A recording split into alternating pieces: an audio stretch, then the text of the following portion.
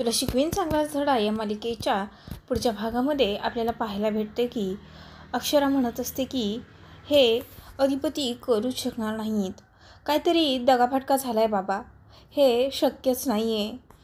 तर इकडे भुवनेश्वरी चारुहास सरांना बोलत असते की तुमच्या सुनाला मी उद्ध्वस्त करणार आहे. तर अक्षरा तिच्या आईला बोलत असते की आई, मी आता अधिपतींना बोलल्याशिवाय कोणताही निर्णय घेणार नाही. मी अधिपतींशी बोलत असते.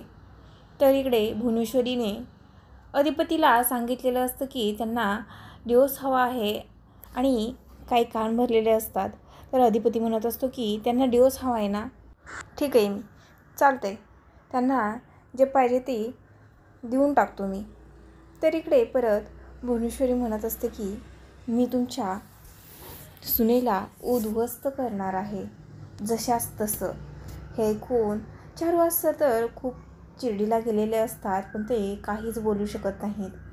तर अक्षरा म्हणत असते की आई, मी माझा संसार परत मिळवेल, काहीही झालं तर मी माझा संसार परत मिळवणार, असं आपल्याला पाहायला भेटते.